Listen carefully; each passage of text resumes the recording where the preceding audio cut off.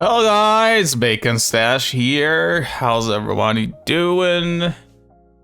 It's time again to do some reactions. And it's not just you, no one wants kids anymore. Right now, I'm getting close to the age of 30. As I'm getting close to the age of 30, the topic of kids is starting to rear its ugly head, you can say, for me, because more and more of the people that I grew up with, you know, when I went to school with them, more and more of them are starting to show pictures on their Facebooks with kids, wife and kids. Some of them have one, some of them have two, some of them already have 3 kids, and I'm still here, no kids, no wife, just me. You know, the biological clock is also ticking, which stresses me out.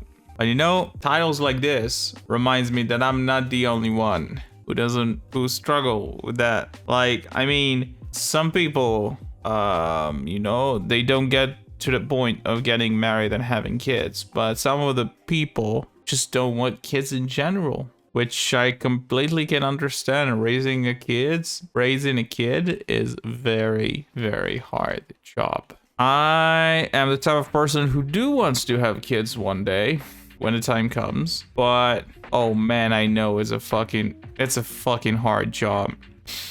Now, right now, streaming is not my full-time my full-time job. I'm just doing it as a hobby. I mean, I'm treating it as a job, but it's not a job because I'm not making any money out of it. So, when I'm not streaming, I'm usually at work. Right now, I work at how do you say it in English? Ophthalmologist clinic. I am an assistant to the ophthalmologist, doctor, yeah. And I do tests, like or tests or exams, how you say it, on adults, and I'm getting also kids every day who come, and I need to help them check their eyesight. And after that, I'm applying to them drops and stuff like that. And let's say that dealing with kids, is not easy at all. You know, you can probably understand it. I think it's not only children, but like adults as well. Like, nobody like getting exam. Nobody likes drops applied to their eyes, right?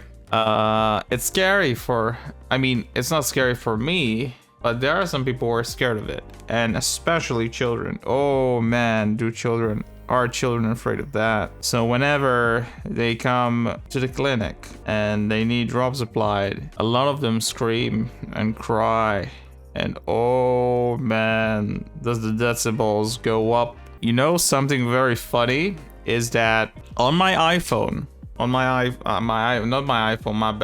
Apple Watch, sometimes when I apply drops to kids, there is a pop-up notification that comes up that says, you are listening to very, very high decibels. If you will keep listening to this high decibels, you will cause yourself permanent deafness. Like, it will increase your level, like it will reduce your hearing. It will affect your hearing. So that's how high they scream. That even my Apple Watch had to warn me that it's too damn high and it's dangerous for my ears. So a couple of times when I applied drops to a kid, this pop-up came, and it always made me burst into laughter. Anyway, yeah, so dealing with kids and dealing with parents of kids. You know, whenever a kid is stressed, usually the parents get doubly as stressed because they want to calm down their kid because their kid is making a ruckus around the clinic. So it's both embarrassing, and also it's like making like you're being annoyance to everybody around, which never feels good. So I see like the kids trying to calm down. I see like the parents try to calm down their kids, and it's always crazy. Anyway, yeah, let's get into the video. Let's see if it's any good. All right. Enough chit chat. Get to it. Or overpopulated videos? Yeah, we're gonna find out. This has been the case with a lot of friends of mine, is that I think that a lot of people don't want to have kids anymore, and the reason why is because of money. I think that is the main reason, and there's other reasons too, but that's the main reason. The US fertility rate drops to another historic low. Ooh. Wow. Births in Japan hit record low. Ooh. Italy's Well, national birth rate. well, birth in Japan was always low, but it got probably to a new low, which is something else. Declared a national emergency. Nearly every country is due to shrink by 2100. There's little to no doubt that there's like an ongoing fertility crisis. Right. People are choosing to not have babies anymore. Very From true. South Korea to the United States to Norway to Taiwan, pretty much every rich country. And you might not think this is a problem, but it is a problem for a few reasons. The reality is that people are living longer than. Well, did you notice the correlation? Rich countries. This is very interesting, I think, to see that the poorer the country is, usually the more kids they have. This is something that feels like it's supposed to be the opposite, right? Like if you are trying to look at it from a logic perspective, but it seems that the more money a society makes, the less likely they are to bring children into the world. That's very interesting. Ever at the moment. Yep. When people start to live this long, you need new workers to replace the ones that are retiring. You need new workers to pay taxes that will eventually fund the pensions of those who retire. And you need young people in the workforce to take care of those older people. In the 1960s, there were 6 people of working age for every retired person. And by 2035, it's expected to be 2 to 1. This is one of those topics 2 where to if you ask 5 1. different people, you'll get 5 completely different answers as to 2 to 1. Oh my god, that is scary, man. what the reason is. I think that all the reasons, it's like you can look at different branches, but it all comes from the same tree, which is financial uncertainty. I think that's the main reason. Like there's other social reasons too, but I think that that's the main thing. People tend to have quite strong opinions. Some people might say it's a cost of living issue. Some people might say that it's to do with declining rates of religion. That's probably true. Some people might blame women's liberation movements, for example. Either way, no matter what people say, they're typically pretty certain that either their experience or their belief is the reason why on a global scale people aren't having children. I think we can do better than that, because when I see that there's a problem that is affecting Norway, the US, Taiwan, and France, I tell myself that there's got to be like a better answer that we can give, right? Because these countries are completely different. The childcare situation, for example, in Norway is vastly different to the childcare situation in the US, which is vastly different to the UK. So I feel like we can get a better answer than just this one line solution of, oh, it's the cost of living. I think we can do better. If you asked me, to be honest, like even just a couple of weeks ago, I would have put the blame squarely on the cost of housing. In fact, there's this one chart that lives like in my I mean, head. that's the way I think of it. I think it's because people don't have the money. At least that's the ones that I know here. That's the reason why. Yeah, I think that your generation, I can only talk about my generation, but like the cost of buying a home is it's astronomic to the point that like I'm almost in my 30s and I'm not proud of it at all. Actually, it's very embarrassing to like think about the fact that I'm still living with my parents. I mean, I'm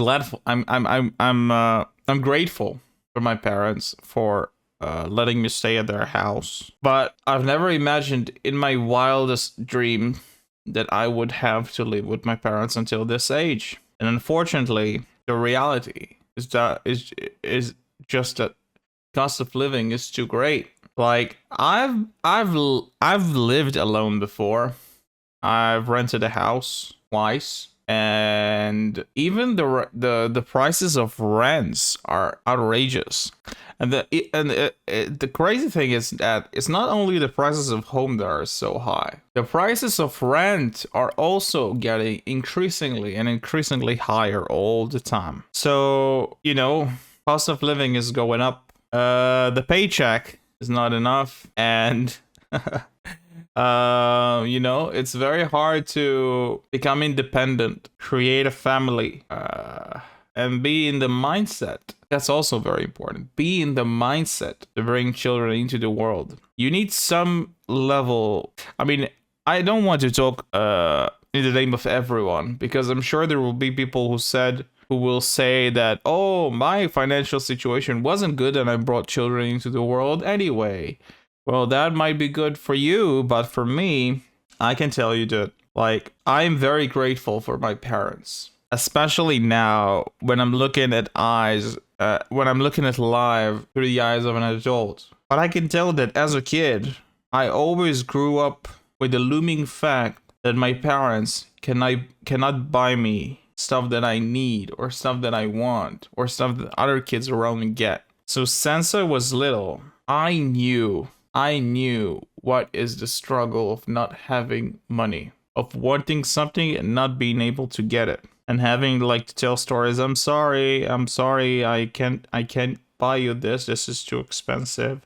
You will have to do with whatever you have at home, and you know, it's painful, man. Now I don't want it to sound like a sub story, because I know a lot of families that grew up with way worse condition than mine. I am the lucky one. But my parents were not rich by any measure. They were not even like, they were mid low, even towards the low. Not they were not poor, but they were not wealthy. They average, but below average, a little towards the poor side. Not too poor, but a little bit towards the poor side. So yeah, what I'm trying to say is that I grew up knowing the struggles of not having money, and also the mental struggle, and how the lack of money affect the relationship inside the family, between each other. Whenever one of your family members tells you that he need to get a surgery or get something, like he had some financial crisis, like they don't have money for their car, or they don't have money for insurance, or I don't know, they don't have money for something, and they ask another family member, can you please pay this for me? And they do not have the money to give, but they give it anyway from whatever they don't have. Or sometimes they have to bluntly say no. They say, I'm sorry, I don't have the financial ability to help you right now. And the stress and fights, and it breaks relationships apart inside the family. So yeah, man, I've got ourselves into a very depressing subject. I'm sorry, guys. Yep. Let's get to the video. But yeah, I hope that one day, I mean, I'm blessed in my current situation. Whenever I'm feeling like my life is shit, I try to remember that I'm having it way better than a lot of other people. And that always helped me to regain some kind of perspective on life. But the most important thing is not to cry, not to like dwell on your situation and cry about it, is to try to find a way to get out of it, right? So yeah, so shit, let's get back to the video, shall we? Rent-free. It's a chart that compares the growth of house prices to the growth of incomes in the UK.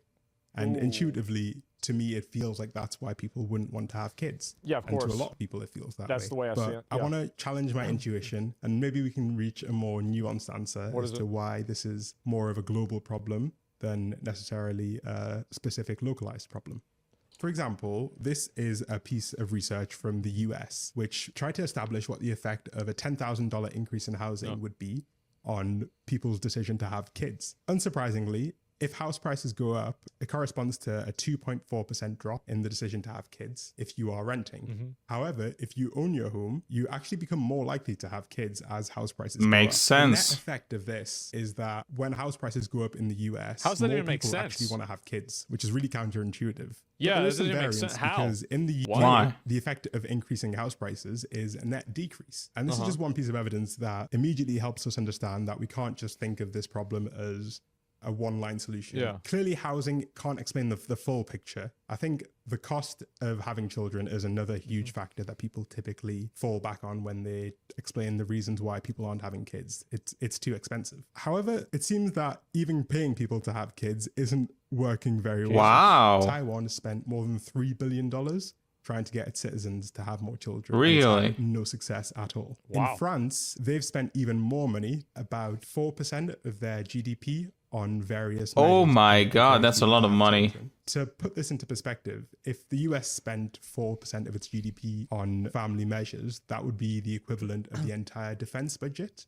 So countries are actually, some countries at least, are actually spending a huge amount of money on things like tax breaks, things like direct cash transfers, and things like childcare benefits to encourage people to have kids. So clearly there's a bit more to this whole situation than meets the eye initially. And I think we can maybe look at some of the research and evidence, because there is a whole body of research and evidence to What the engage with. fuck? And Yeah. I've tried to find the best bits to share it with you.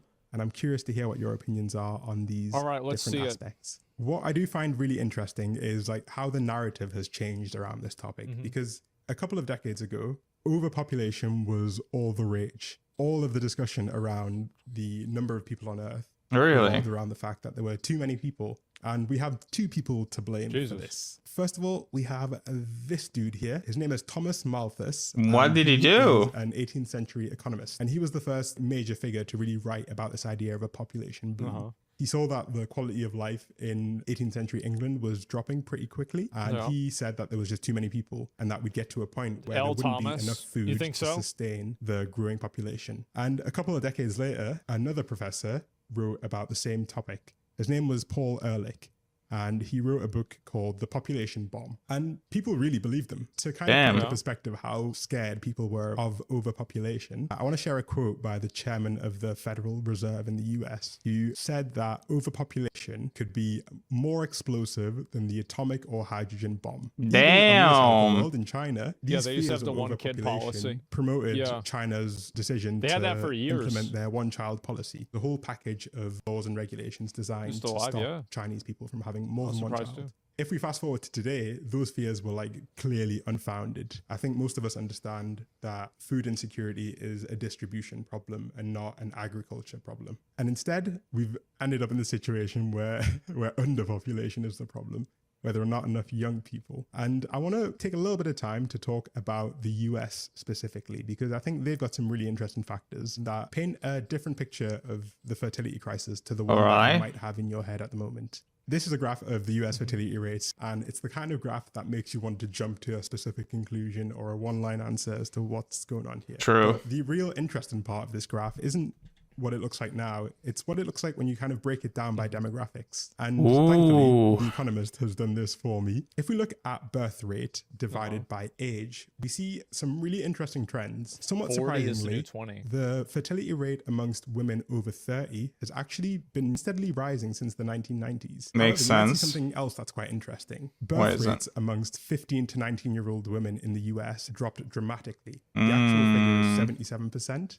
And they actually That's probably a good thing. Yeah, that's good. Yeah, because Having a young mother, like very young mother, maybe physically and biologically is good, but being a good parent wise, like I don't wanna blame everybody. Like some people get pregnant like very early and they decide not to they decide to keep the kid, so I'm happy for them. But I think that generally speaking, I think that the older the parent is, the better they will raise their children. Not because of being old per se, but just because that an older parent tend to have more life experience and is more mentally up to the task.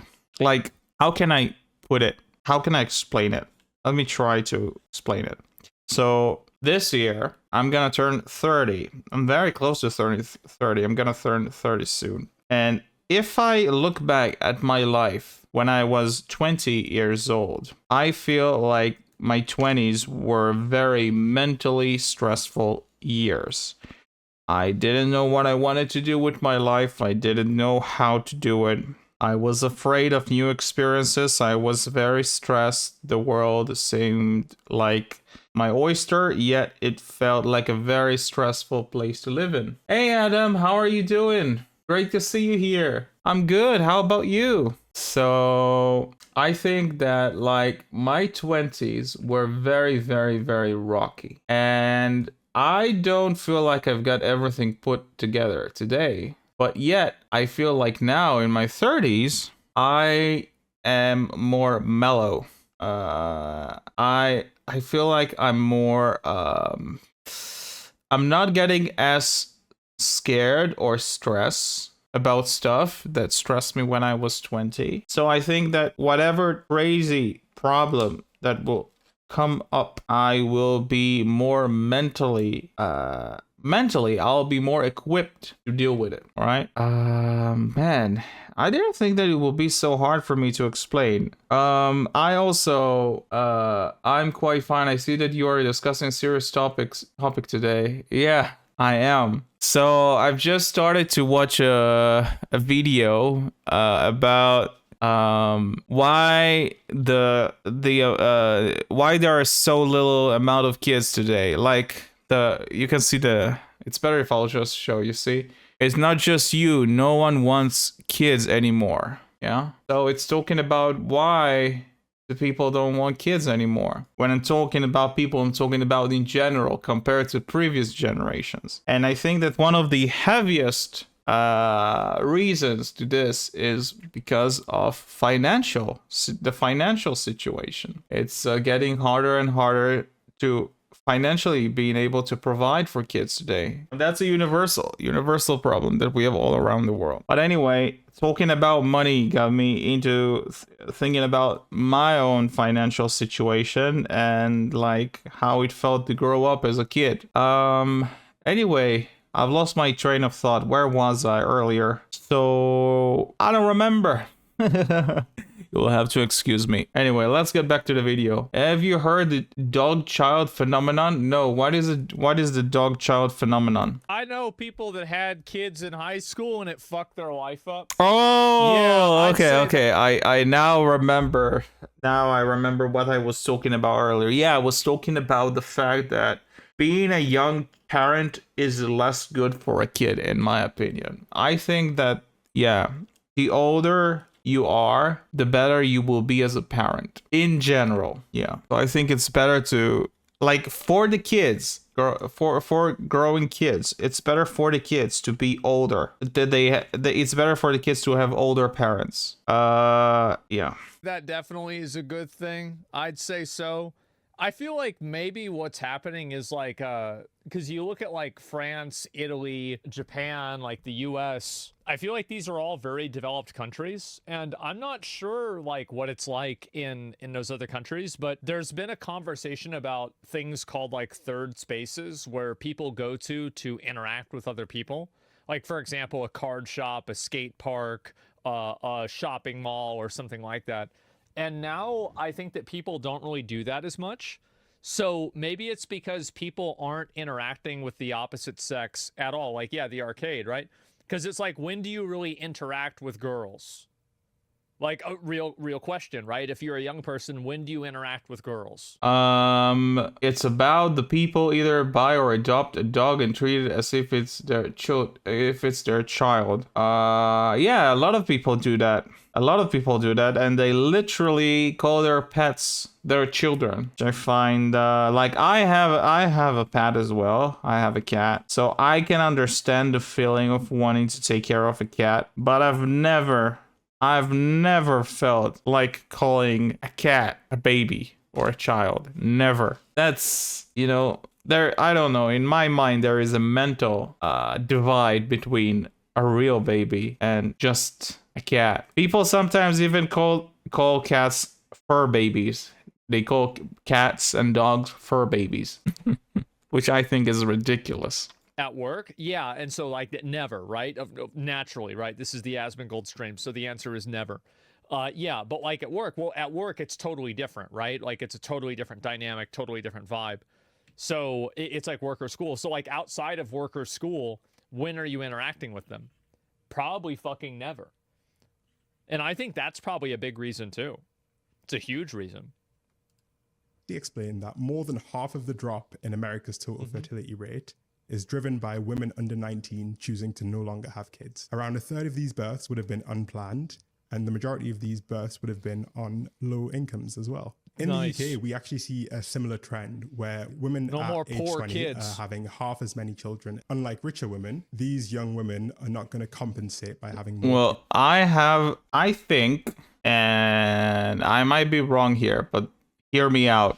I think that one of the reasons that like poorer countries tend to have more children is because when you look at your neighbors and they don't have a lot of money, you don't feel the social stress of trying to live up to the same level of living to the same level of wealth as people around you. Like if you live in a country that is heavily revolved around money and having some kind of resources in order to fit into society, you feel like you need to make as much money and have as much stuff as everybody around you. So whenever the cost of living is so high, it makes you work harder and work more and more hours. The more hours you work, the less time you have for recreational activities because you're too tired, right? So you work for, I don't know, 8, 9, 10 hours. And then you come home and you sit in front of the TV or the computer and you watch a little bit of whatever. Or, you know, go to Facebook or any other social network, Twitter, and read stuff. And you just go to sleep and just repeat the same activity again and again. And I think that if you live in a poorer country, you can let yourself work less hours because you are not stressed about trying to live to the same social expectation as your peers. So you have more time to spend with other people outside of work, do other activities that promote social activity. So the more time you spend actually interacting with people, the more likely you are to meet a wife or to meet some good friends that might like be part of a friend group that will actually promote actually will introduce you to somebody to be with, you know. So I hope that you got what I'm trying to explain. So yeah, I think that the less stressful a person feels about making money, the more time he has to actually work on his social life. And like the chances of us actually bumping into somebody who will be a good match for us, like when I mean like good match as like finding your wife or finding a husband, it's very unlikely to happen. There is a very low chance for it to happen. But the more chances you have of interaction with the opposite sex when you are in social events and gathering, the more likely you are to actually bump into one of them. Yeah. And I also think that another thing that you need to take into account is that we are so stressed and so like it's a little bit like hamster running on a wheel. We are always working so damn hard, so many hours of the day. So whenever we get back to our house, our social battery is already empty. And the last thing on our mind is wanting to interact with other people. The last thing in our mind is wanting to work on our social life. We prefer to just go back to our little nest, like our house, by ourselves, and just burn the couple of hours that we have left of the day before we need to go to sleep, and repeat the whole process. Woo, man, I did not think today's topic will be so depressing. I'm sorry, but things got real quick, real deep, man. Okay, so Adam wrote, in Poland, it was also observable that in a poor families to be DNHE. Okay. In Poland, it was also observable that in poor families, the birth rate was higher. It was associated with hope that at least one of many children will be lucky to raise money. This is not only in Poland, Adam, this is all around the world. If you look at statistics of countries and statistics of places within countries, you will always see that the poorer the country is, and even inside of a country, the poorer areas inside countries, they tend to have the highest birth rate. So I think that, like, in my opinion, it has nothing to do with hope. It might be true. You might be right. I'm not sure, but I don't think it has to do with hope. I think, first of all, I think that it's not one thing. There is a plethora of things that are the reason why people in poorer countries tend to have more children. But I think that it also has to do with just having less stress. Because I think that, I mean, like, I don't say that poorer people don't have stress. They have a lot of stress. They do. But I think that when we live in a society, we are influenced by the people around us. And if you live in a poor neighborhood that people don't have a lot of money and they don't have a lot of stuff, you don't feel like you need to live up to the expectation of the other people. You can also be poor and nobody is going to judge you if everybody around you are also poor. You don't feel the stress of trying to have the same amount of items like clothing, cars, I don't know, activities, technology. Like, it's very hard for me to put into words, but I think that, like, unconsciously, it's not even on the conscious level, on an unconscious level, we're always trying to have the same stuff as everybody around us. We don't want to look poorer than people around us, right? So because the cost of living is so high, we need to work more to stay on the same level of our peers in society. So I think that if you reduce this expectation, there is no expectation of living to the peers, because the peers already don't have a lot of money. You feel more relaxed and you have more time to spend on doing other stuff than trying to provide money. Adam says, now we, Poland, are an aging society, and paradoxically perhaps, to increase the fertility rate, it is precisely not necessary to give people a safe environment to grow, but the opposite, to lead the country into economic ruin where nothing is certain. I don't understand what you mean by that. Can you try to explain what you mean? Because I didn't quite understand it. Kids in the future. And I actually want to, like, take a brief second to have a little aside and talk about the fact that often the most vilified group of people are actually the most important group of people to society. I'm sure you've heard young single mothers described as a burden on society or as lazy. But clearly these women were The problem is not the young single mothers. The problem is that the fathers of the kids that the young single mothers have don't take accountability for the kid, and they don't help raise the kid. That's the actual problem. People have been having kids at 19 for, like, because you've got to keep in mind, like, people have been having kids at like 16 to 19 years old for 99.999% of the history of humankind. Well, that's true. That's true. If I remember correctly, don't take me up on the word, but I think that my grandma was 17 when she got married, and just a couple of years later, she brought a child. No, she was 17 or 19. I think she was 17 when she brought a child into the world. So yeah, older generation brought kids when they were younger. So that was the norm. That was normal back in the day. I don't think it's a good thing to, like, this is my own opinion. I don't think it's good to bring children into the world when you're very young. But if you look historically, yeah, the majority of society in the history of the world used to bring children into the world when they were very, very young. When I say young, I'm talking of young by today's standards. This isn't like some kind of fucking, like, weird thing that it happens. This is the norm. It is. And both parties are to blame. Even lower than 16. Yeah, to be honest with you, even lower than 16.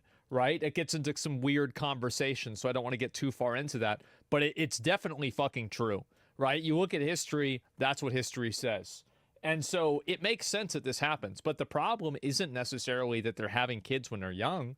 The problem is that the fathers are not taking care of the kids. That's where the issue is. That's the real problem.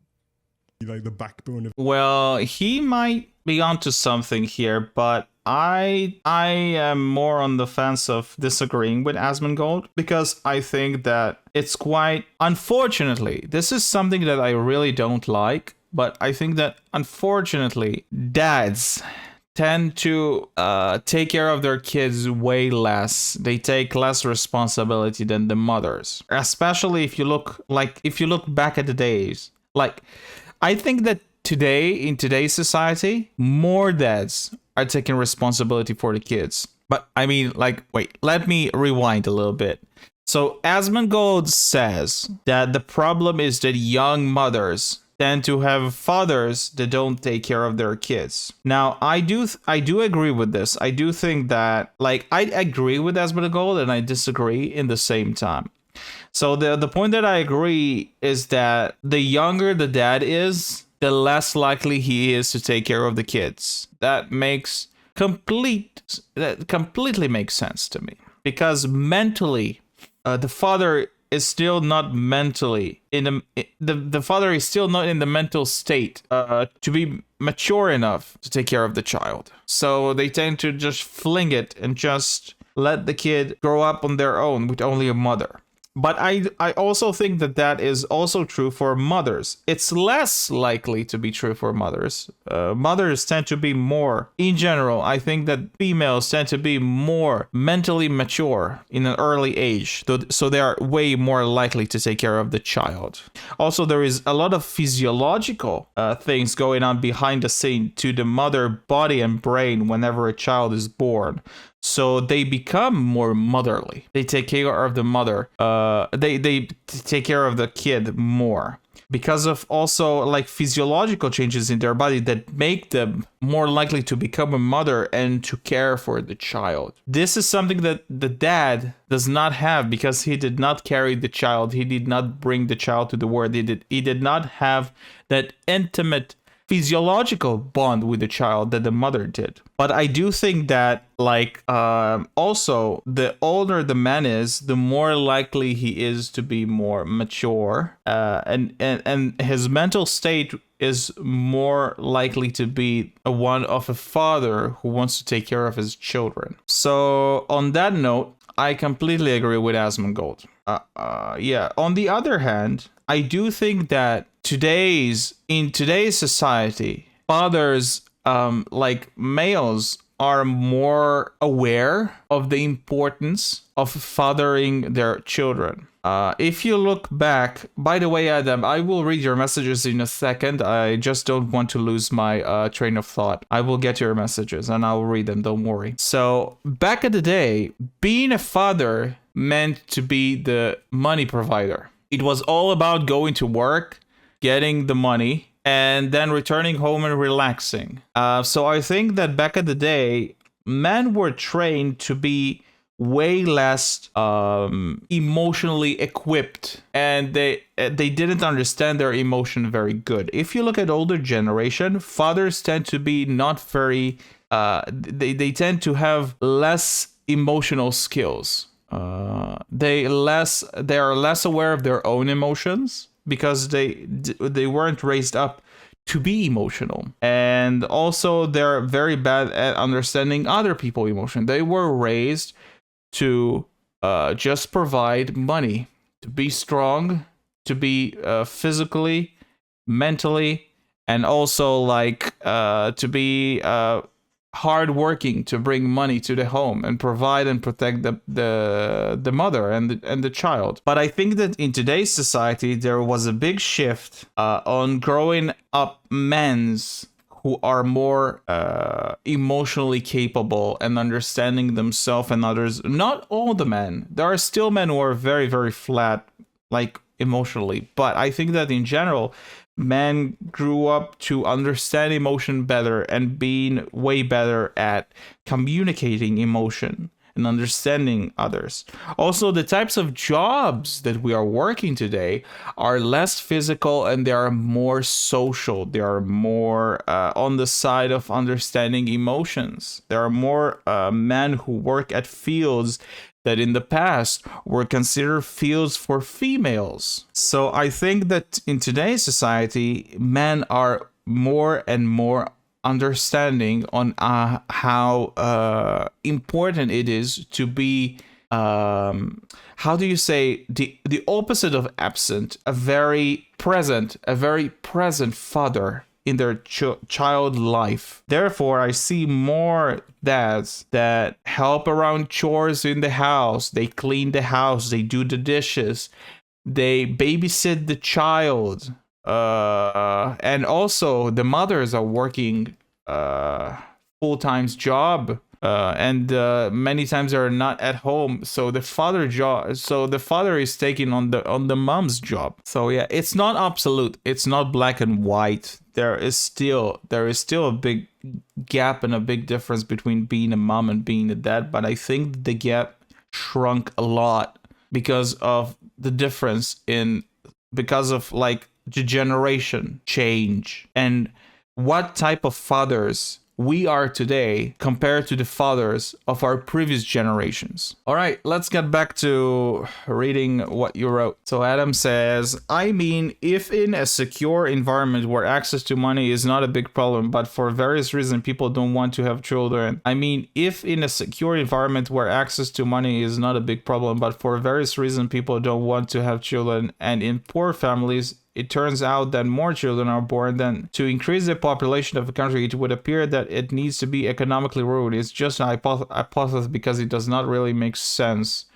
I disagree with you. I don't 100% disagree with you. There is a point that I agree with you on. I do think that, like, if you look, so the point that I agree with you is that if you look like at the past, like long time ago, when more people used to work at a farm, there were more farmers. A lot of farmers did not have money to have employees. So they used to bring a lot of children into the world and grew them up to be part of the family business. So instead of having employees from the outside, they wanted somebody they can trust. And the best thing you can do is raise your own children to be your own employees and take care on the family business. So if you are thinking about society as like safe or not safe, and let's say that you are from a farmer's family, then the safest bet of trying to keep your business alive and growing is to have your children take on your business instead of getting somebody from the outside to work for you. So from this point of perspective, that might be true, that you are more likely to trust your family rather than outsiders in maintaining the business and keeping you afloat. Therefore, you are more incentivized to bring children into the world, because children equal helping you make money, which equal providing you more safety. Did you get what I mean? So from this point, I do agree with you. But let me try to think about the other part that I wanted to talk about, because this topic is so damn deep that I'm losing my train of thought very, very frequently. I think that, like, maybe, yes, I got it. I think maybe like society is safer if you're in a first world country, yes. But on the other hand, even though you're in a safer country, there is still the point that I've tried to explain earlier, is that it doesn't matter. It doesn't matter whether the country is safe or not safe. I feel that we are how do I say that? I've lost my train of thought. We are bound. We are bound to society expectation. And if people around us are always worried about having the newest car or having the newest phone and the newest computers and the newest technology and the newest and the best looking clothes, and those things cost a lot of money. Those are not really things we need, but because as humans, we are very, very worried about our social status. So we're always trying to match up with people around us. We want to have the same stuff as them because we want to be included in the same social groups. So we work harder and harder, and we work more and more hours because we don't want to be behind our peers. So instead of worrying about making children and worrying about making a family, we are more worried about trying to match the people, our peers in society, and be on the same level financially. And it means more working hours and less time to do other stuff, like creating a family and bringing children to the world, because we're less social. We're more worried. Whoa, shit. God damn it. My brain just froze. I think I got the point across. It's so hard to explain, man. Anyway, let's get back to the video. Of the economy. It's an aspect that I feel many people don't actually think about. I think it is. Obviously, it would be unreasonable to say that the reason that no one is having kids is purely because teen pregnancies are down. The economic aspect of it is clearly important. It's clearly relevant. I don't think it's a coincidence if you look in this graph that the countries that have the lowest fertility rate in Europe, countries like Italy, Spain, and Greece, are also the countries with the highest youth unemployment, the countries where young people live with their parents for the longest, and the economy is in the bin, basically. Yeah. And if you just ask young adults why they're not having kids, a lot of them will say that it's simply because childcare is too expensive. See? What I find interesting, though, is that the childcare is too expensive. Fertility crisis is one that affects the whole world, and it affects countries that spend an incredible amount of money on social programs for kids. So this is a quote by Robert Reich. If you don't know who Robert Reich is, he was... This isn't fully true. Studies show the only thing that matters is the number of caretakers, not their sex. Well, yeah, but if that number is 2, it's better than 1, regardless, right? And I think that's the point that I'm making, right? Is that, like, for a lot of the people that I know that had kids really young, they don't really take care of the kids. Like, I feel like that's pretty simple, like, that's bad. I don't know if I agree with a lot of this. I'm 33, I have 2 kids, 1 more on the way. I just don't have a degree or my own house, 2 cars, I run my own eBay shop. I personally think it's just people. Yeah, but why do people do that, though, is the question. US Secretary of Labor, he says that Norway spends around $30,000 per child on early childhood care. Finland spends $23,000.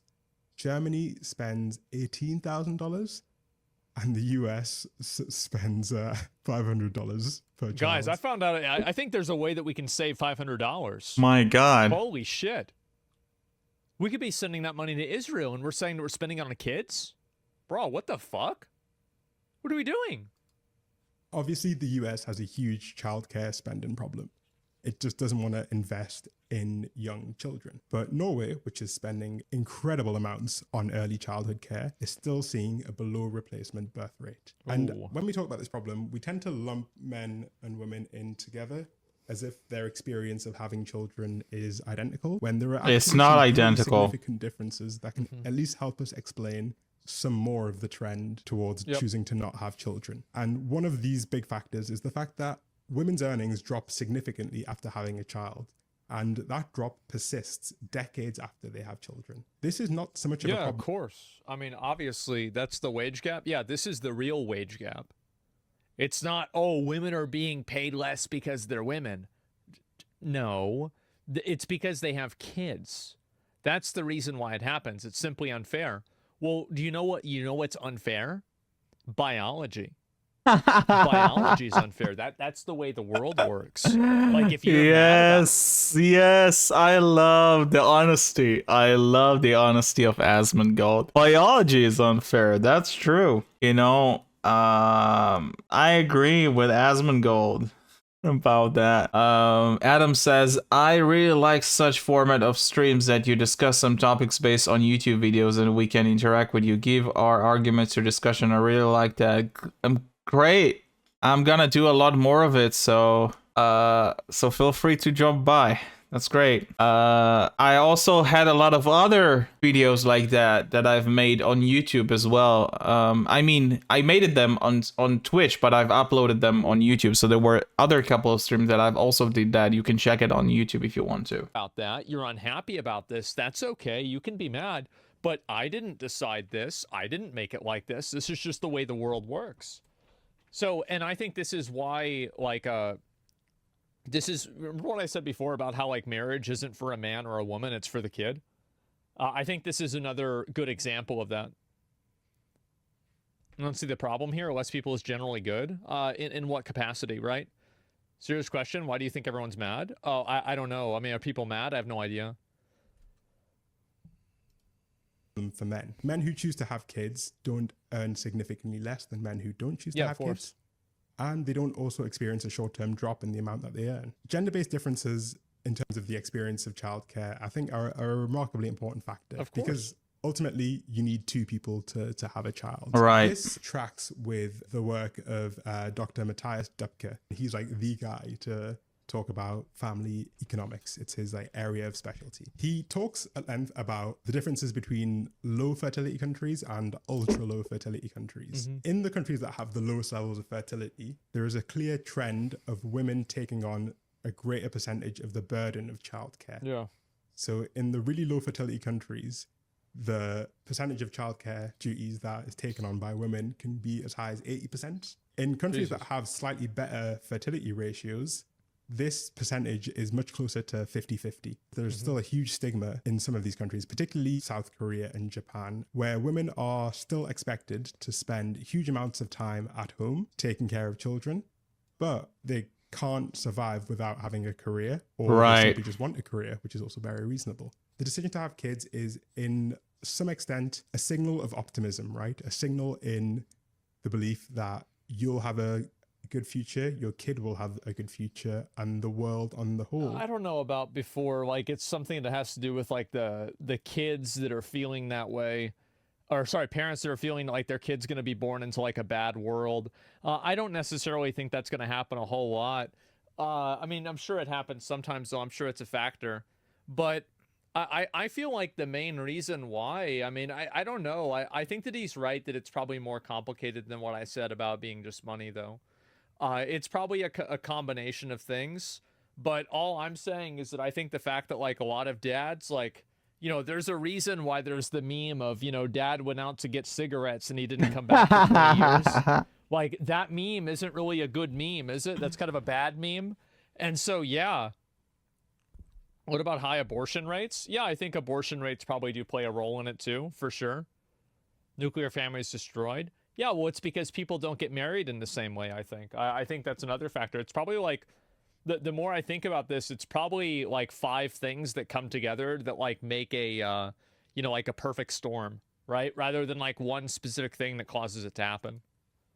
Has a good future ahead of it. And I think these disparate factors all play into a single idea of optimism about the world. There's a really good research group called Our World in Data. They're amazing. They compiled some data on how optimistic people feel about the world. And you can see that there's this concentration of rich, low fertility countries at the bottom of this graph. And I think it helps us at least explain somewhat why the countries that are even trying. Abortion is also a hot topic in my country. I think it's a hot topic in every country. Why do you think it's specifically a very hot topic in your country especially? Filing just direct one-off cash payments and not seeing remarkable improvement. Giving someone a one-off payment doesn't necessarily make them feel like the world is going to be a better place in the next 5, 10, 15 years. On the other hand, places like Taiwan have tried extended maternity leave, and that hasn't worked because that has actually increased the risk for women. They're going to be out of the workforce for longer, and they're going to struggle to recover the income that they once had. Well, like, if you're thinking about it from a job POV, like, why are you going to want to have a girl there that's pregnant working at a job if she's going to have to leave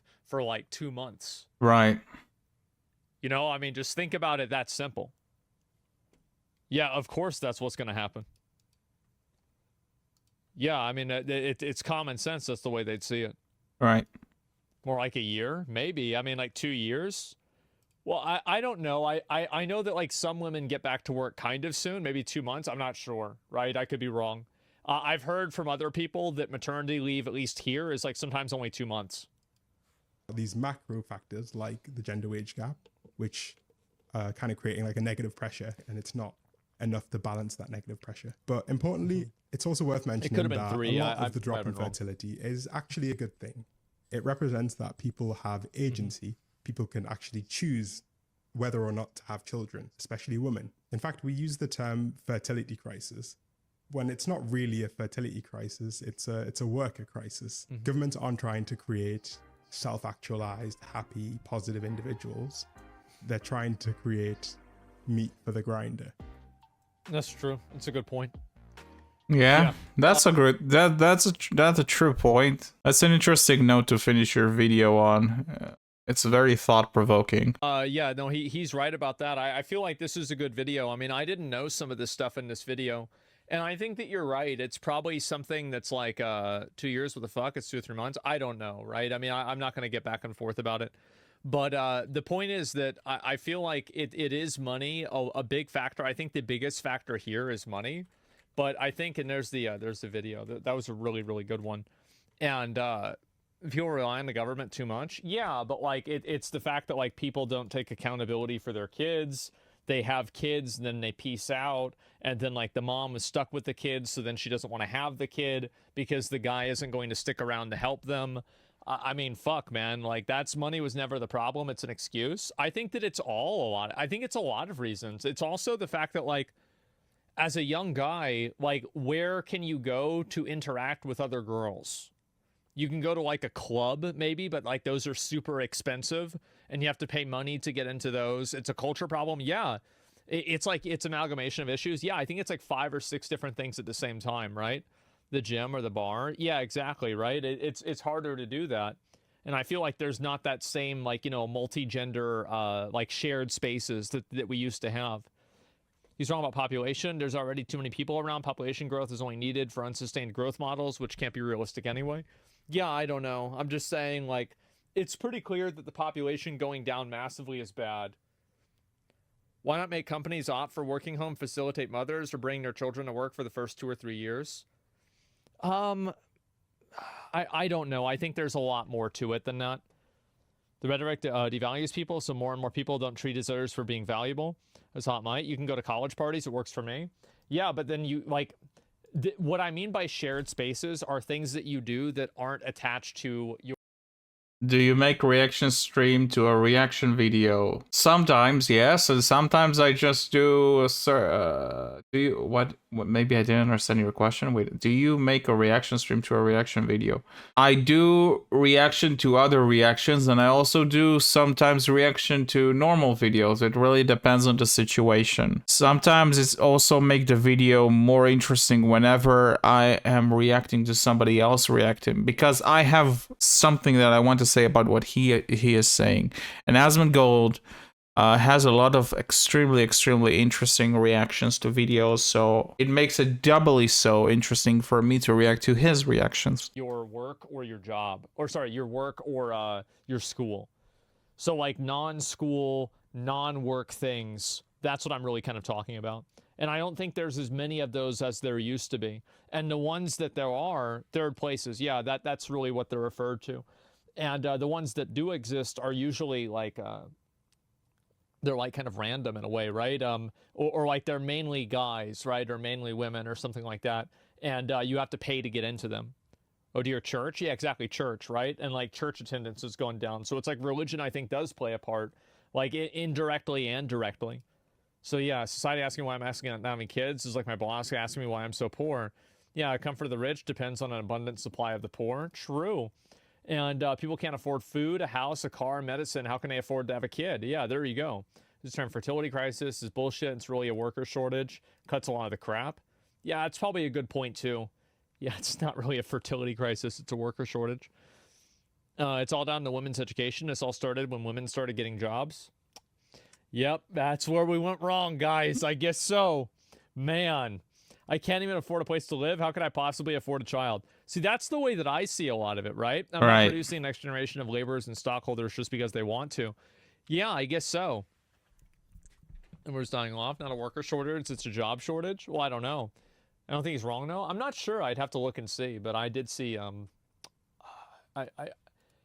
I could easily see like how that would happen. Sure. Do you think modern sex culture plays a role? Yeah. I think people like the hookup culture and like that's the way that I see it.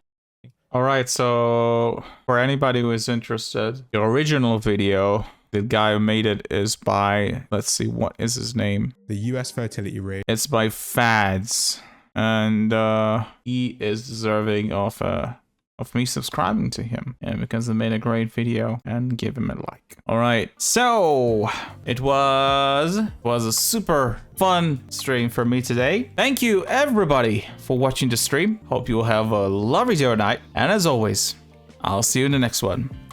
Bye bye.